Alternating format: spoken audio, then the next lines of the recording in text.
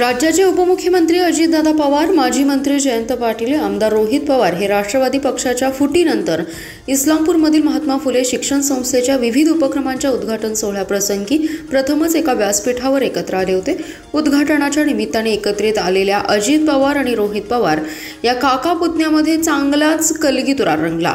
अजित पवार यांनी नेहमीच्या स्टाईलने माझ्या नादाला लागू नका असा दम रोहित पवार यांना भरला। पालकमंत्री चंद्रकांत पाटील, जयंत पाटील, पवार काका पुतण्याच्या राजकीय जुगलबंदीने राजकीय वातावरण गरम झालं। अजितदादांचं गावकीकडे लक्ष आहे, जरा भावकीकडेही लक्ष द्या। सभागृहासाठी 40 लाख देतो, तुम्ही शून्य वाढवून निधी द्यावा अशी मागणी करत आमदार रोहित पवार यांनी जोरदार भाषण केलं। आमदार रोहित पवारांच्या वक्तव्याचा खरपूस समाचार घेत मी गिरणी कामगाराचा पोरगा आहे, सोन्याचा चमचा तोंडात घेऊन जन्माला आलो नाही, शासनाकडून निधीसाठी नक्की पाठपुरावा करू असा पलटवार चंद्रकांतदादा पाटील यांनी केलाय। लढाई शेवटपर्यंत निर्काराने करायची हा तालुक्याचा आदर्श आहे। वाळवा तालुका वाकत नाही, सहजासहजी शरण जात नाही। लढाई करताना कितीही फनफितुरी झाली तरी जे आहे त्यांना सोबत घेऊन लढायचं हे सर्व स्वातंत्र्य सैनिकांनी आम्हाला शिकवलंय अशी टोलेबाजी जयंत पाटील यांनी केली आहे। अजितदादा पवार म्हणाले, काही जणांना वाटतं पहिल्या टर्मलाच आपण मोठं झालं पाहिजे, मी भाषण केलं पाहिजे असं म्हणत त्यांनी रोहित पवारांना टोला लगावला। जयंत पाटील म्हणजे देखणे नेतृत्व आणि आम्ही काही देखणे नाही का असं म्हणताच एकच हशा पिकला। वाळव्यात बोलायचं आणि आमचीच बिन पाण्यानं करायची या वक्तव्यानंतर जयंत पाटील यांच्यासह उपस्थित नेते हे सर्वजण खळखळून हसले। मी जेव्हापासून महायुतीसोबत गेलोय तेव्हापासून तुमच्यावर कधी टीका टिप्पणी केली नाही। माझ्या पक्षात मी काय करावं याचे दुसरे सल्ले देऊ लागलेत, मला तर काहीच कळतच नाही। तुमचं तुम्ही बघा, माझ्या कोणी नादाला लागू नका असा सज्जड दम भरला। अरे भावकीकडे लक्ष दिलं म्हणूनच तू आमदार झालास। जयंतराव, त्याला विचारा किती मतं पडली आहेत, पोस्टल बॅलेटवर आला आहात असा टोला उपमुख्यमंत्री अजित पवार यांनी आमदार रोहित पवार यांना लगावलाय।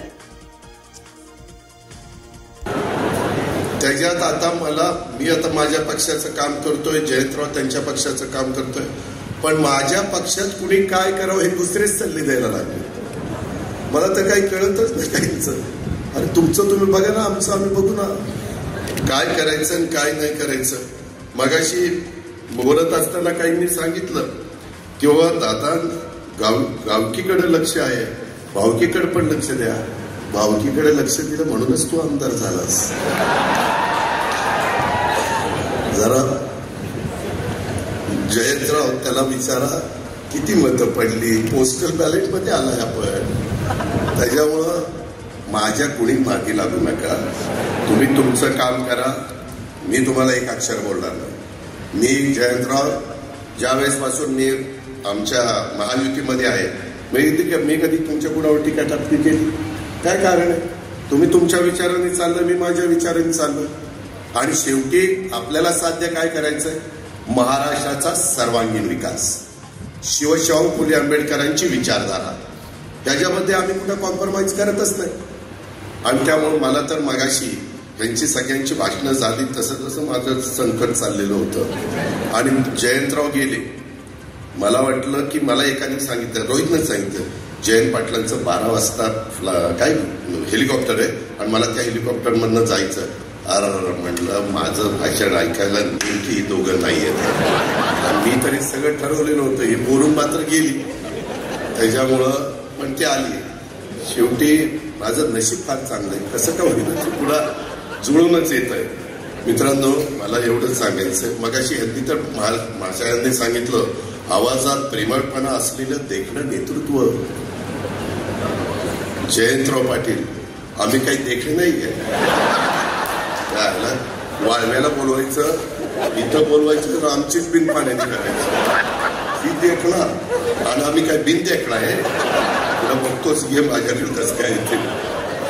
मित्रांनो, गमतीचा भाग जाऊ द्या, परंतु एकंदरीत बरेच विद्यार्थी बसले। मला त्यांना सांगायचं की बाबांनो, आज इथं कर्मवीरांच्या नावाने स्पर्धा केंद्र आहे। या जिल्ह्यामध्ये संस्कृतीला फार महत्व दिलं जातं। खरं तर आता चंद्रकांत दादा इथं आहेत। दादा, आत्ताच्या काळामध्ये काही लोक आहेत, तुमच्याकडे बघितल्यानंतर तुम्ही भाजपचे नेते असला तरी तुम्ही भाजपचं खऱ्या अर्थाने सोनं आहात। अनेक वर्ष त्या पक्षामध्ये तुम्ही राहिलेले आहात। जेव्हा केव्हा आम्ही तुम्हाला भेटतो, तुम्ही आमचं ऐकून घेता। एखाद्या मुलांचा नाही तर विद्यार्थ्यांचा प्रश्न असेल लगेचच्या लगेच तुम्ही तिथं फोन लावता आणि ही तुमची स्टाईल आम्हाला आवडते. तुम्ही राजकारणाच्या ठिकाणी राजकारण आहे, समाजकारणाच्या ठिकाणी समाजकारण. पण दादा तुम्ही सोनं आहात. पण आत्ताच्या काळामध्ये काही बेंटेक्सचे लोक या जिल्ह्यामध्ये तिथं फिरत आहेत आणि खालच्या लेवलला जाऊन काही मोठ्या नेत्यांबद्दल तिथं टीका करतात. त्यामुळे या बेंटेक्सच्या सोन्याचं काय करायचं हे भाजपच्या खऱ्या सोन्याने तिथं लक्षात घेतलं पाहिजे असं मला तरी तिथं वाटतं. अजितदादांच्या बाबतीत काय बोलाय शब्दाला पक्के. विद्याप्रतिष्ठान ही जी संस्था आहे आदरणीय पवार साहेबांनी सुरू केली, पण नंतरच्या काळामध्ये अजितदादांनी त्या संस्थेमध्ये लक्ष देऊन ती संस्था सुद्धा खूप चांगल्या पद्धतीने चालवली आहे. पुणे बँक कोऑपरेटिव्ह बँक जी आहे ती या देशातली उत्कृष्ट अशी डिस्ट्रिक्ट कोऑपरेटिव्ह बँक हे दादांच्या मार्गदर्शनाखाली तिथं चालत असते. त्याच्याचबरोबर पुणे जिल्हा शिक्षण मंडळ ही चांगली संस्था आहे, ती चांगल्या पद्धतीने तिथं चालवत असतात. जसं माईंनी मगाशी सांगितलं, जे खरे ते खरे आणि हा माझा स्वभाव, जे चांगले ते चांगले, जे वाईट आहे वाईट हे इथं बोलून दाखवायचा मी प्रयत्न करतो. शेवटच्या 2 मिनिटांमध्ये मला फक्त एवढंच सांगायचंय, जेव्हा केव्हा माई सांगतात की आपल्याला हे करायचंय, कारण माईंची तळमळ ही आम्हाला सगळ्यांना माहिती आहे. माई प्रामाणिकपणे संस्थेसाठी प्रयत्न करत असतात. ज्याला केला विनंती करता येईल ते विनंती करत असतात. मगाशी माईंनी सांगितलं की ही जी बिल्डिंग आहे आपल्याला लवकरात लवकर बांधायची आहे. माई माझा 40वा वाढदिवस पुढच्या महिन्यामध्ये येत आहे. मी खूप मोठा